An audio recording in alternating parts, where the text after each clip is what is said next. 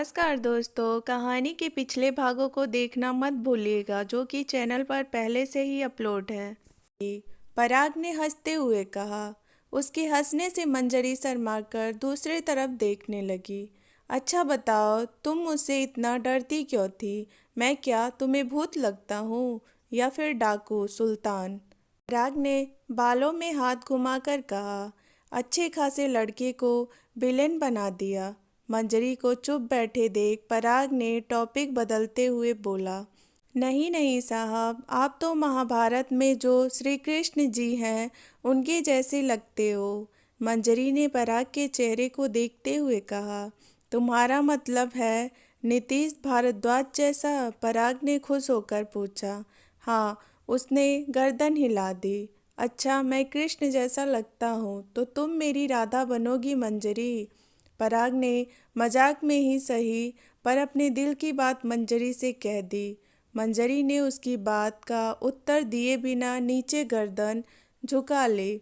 मैंने कुछ पूछा है मंजरी, क्यों डरती हो? क्या हो गया? किसी बाहर वाले से बात नहीं की, किसी से मिली नहीं, इसलिए आपसे झिझक लगती थी। और माँ जी को भी पसंद नहीं था, इसलिए भी बात करने में डर लगता था, कहीं वह कुछ कहने न लगे। उनके जाने के बाद भी तो तुम बात नहीं करती थी। आपको पता है साहब, मंजरी ने गहराई से सोचते हुए कहा। कोई आपके हाथ पैरों को अगर 24 घंटों के लिए बांध दे तो पैर खुलने के बाद भी आप चल नहीं पाओगे। यहाँ तो 4 साल से हमारे मन, आत्मा, जज्बात और जुबान शाकलों से बंधे थे। फिर बताओ हम इतनी जल्दी सहज कैसे हो जाते? आपको पता है साहब, मैंने पिछले दिनों में जितनी बात की है उतनी 4 सालों में नहीं। मंजरी के आंसू ढुलककर पानी में मिल रहे थे। उसकी काली आंखों में लालिमा छाने लगी थी। पराग भी इस बात से अनजान नहीं था, पर वह चाहता था जो घाव पिछले 4 साल से नासूर बनकर उसकी जिंदगी को तबाह कर रहा है उसका खत्म होना जरूरी है। आंसुओं के साथ बहकर ही उसकी पीड़ा कम हो सकती थी।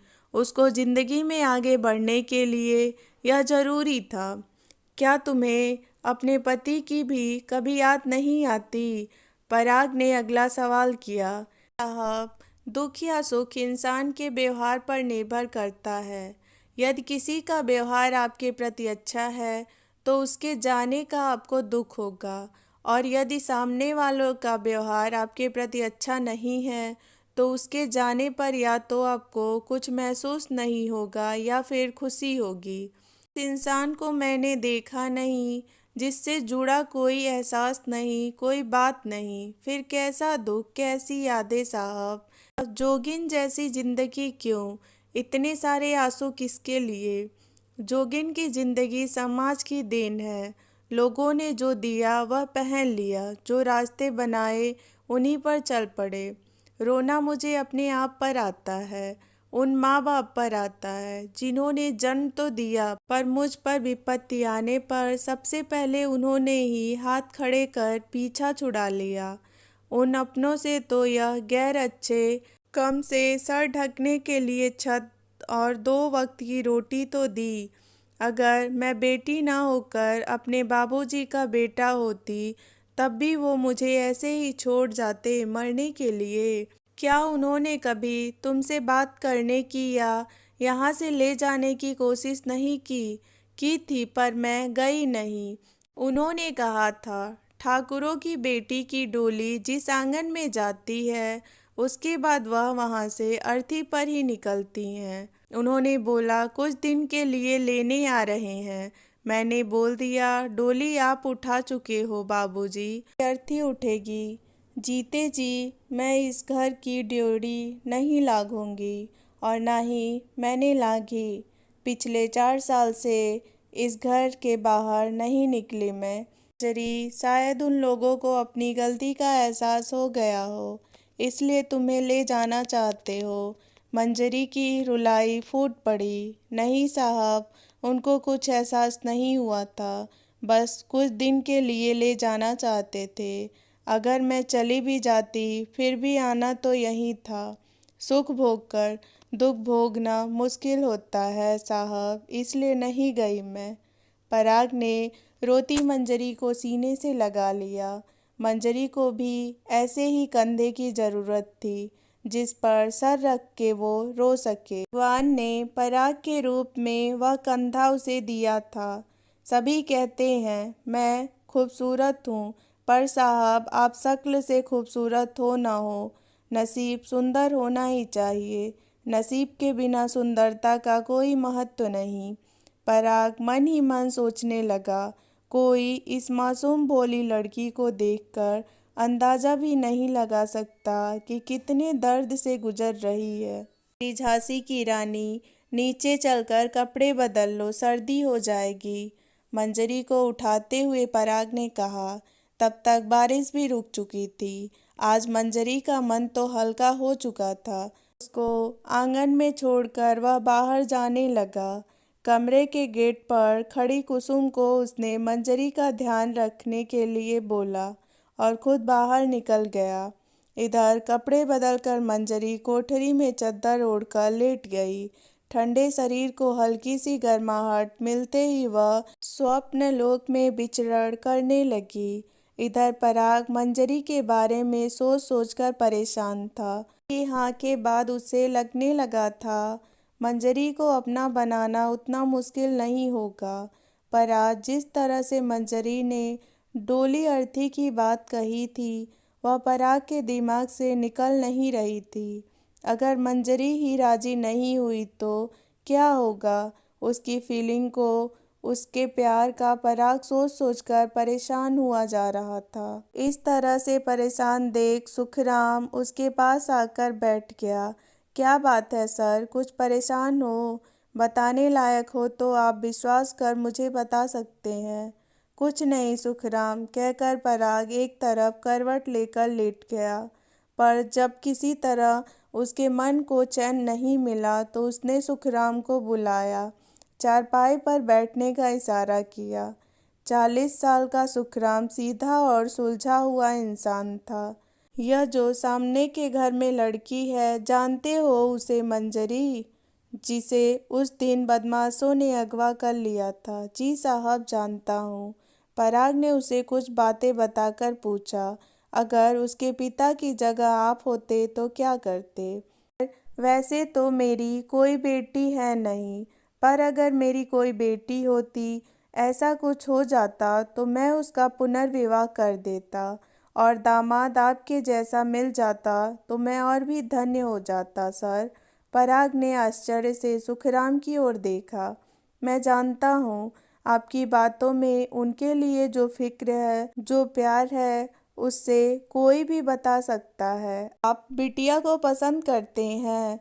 पराग मुस्कुरा पड़ा। सभी को मेरी आंखों में, बातों में उसके लिए प्यार दिखता है, पर जिसे समझना चाहिए वही नहीं समझती। क्या करूं मैं, कुछ समझ नहीं आता। जब कोई रास्ता न दिखे तो सब कुछ भगवान पर छोड़ देना चाहिए। भगवान वही करेंगे जो आप दोनों के हित में होगा, सुखराम ने समझाते हुए कहा। रेत की तरह पराग के हाथों से फिसलता जा रहा था। हर रोज सूर्योदय के साथ उसके मन में उम्मीद जगती कि वह आज मंजरी को अपने प्यार का एहसास जरूर करवा देगा। सूर्यास्त के साथ ही उसकी उम्मीद का दिया भी बुझ जाता। पराग जानता था कि उसके लिए एक एक दिन अहम है, इसलिए वह प्रतिदिन मंजरी को अपने प्यार का एहसास दिलाने का हर संभव प्रयास कर रहा था। परंतु हर संभव प्रयास के बाद ही उसके हाथ बस हताशा ही लगती। उनका रिश्ता जहाँ का तहाँ खड़ा था। इतने दिनों में बस इतना हुआ था कि मंजरी को पता चल चुका था कुसुम उसके और पराग के रिश्ते की राजदार है। से उसमें थोड़ा हिम्मत आ गई थी। अब वह कुसुम के सामने बिना किसी डर और झिझक के पराग से बात कर लेती थी। पता नहीं मंजरी उसके प्यार को समझ नहीं पा रही थी या जानकर भी अनजान बन रही थी। पराग के लिए उसके दिल में कोई फीलिंग थी या नहीं आ रहा था। पराग जब भी आ नहीं पाता तो वह बेचैन हो उठती उसकी बेचैनी देखकर लगता कि वह भी पराग से प्यार करती है, परंतु अपनी बातों से उसने कभी अपने मन का भेद जाहिर नहीं होने दिया। पराग भी अगर कभी उसके मन में झांकने का प्रयास करता तो वह बातों का रुख ही मोड़ देती। मंजरी के सास ससुर को आने में बस 8 दिन बचे थे। जैसे जैसे दिन कम होते जा रहे थे, पराग नाउम्मीद होकर निराशा के दलदल में समाता चला जा रहा था। आज का दिन भी ऐसे ही निकल गया। मंजरी से दूर होने के ख्याल से ही पराग का दिल तड़प उठा। अपने मन की अकुलाहट को कम करने के लिए वह कुछ देर के लिए कुसुम के पास चला गया। 2 दिन से लगातार निकल रही कड़क धूप ने तापमान को बढ़ा दिया था। पराग को आता देख कुसुम ने उसके लिए चारपाई डाल दी। बैठो लाला, चाय पियोगे? कुसुम ने पराग के पास बैठते हुए कहा। नहीं दीदी, यार गर्मी कुछ ज़्यादा ही हो रही है। छत पर चलते हैं कुछ देर के लिए। तू चल, मैं छोटी को बताकर आती हूँ, कुसुम बोली।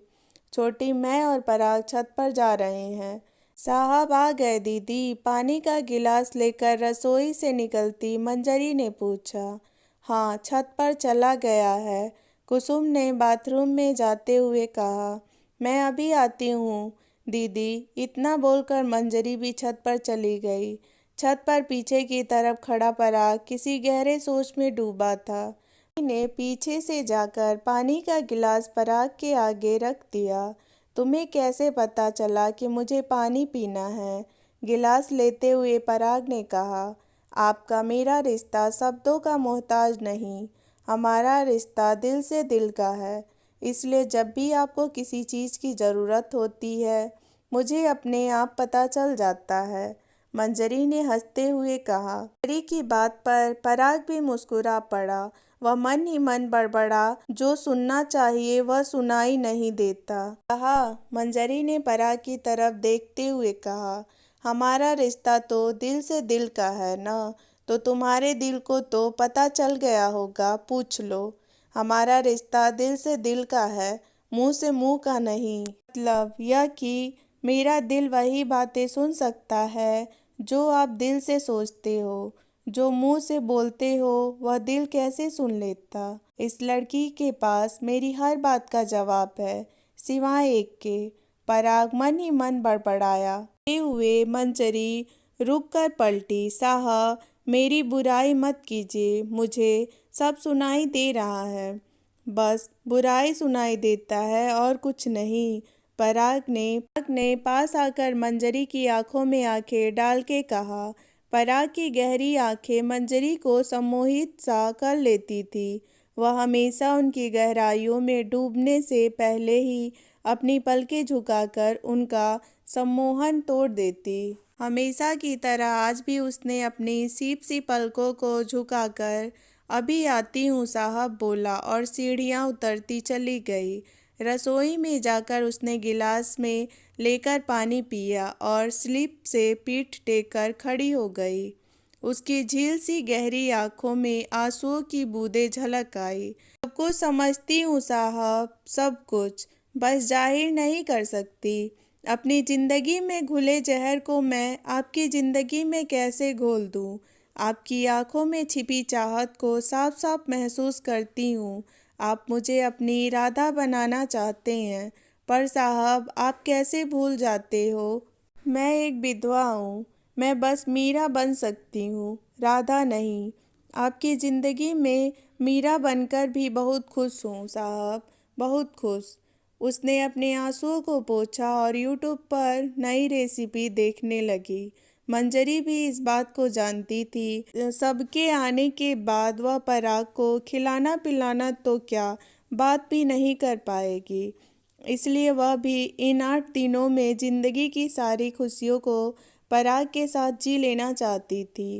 रोजाना यूट्यूब से देखकर पराग के लिए कुछ न कुछ बनाती रहती। वह अपने प्यार को शब्दों में बयां नहीं कर सकती थी, पर इस तरह से प्यार जताती रहती थी। उसने आलू उबालने के लिए रख दिए और बाकी की तैयारियां करने लगी। तो क्या कभी मंजरी पराग की राधा बन पाएगी या हमेशा के लिए मीरा बनकर रह जाएगी? कमेंट बॉक्स में ज़रूर बताएं। वीडियो पसंद आए तो वीडियो को लाइक शेयर सब्सक्राइब करें। Thank you for watching. मिलते हैं अगली कहानी में।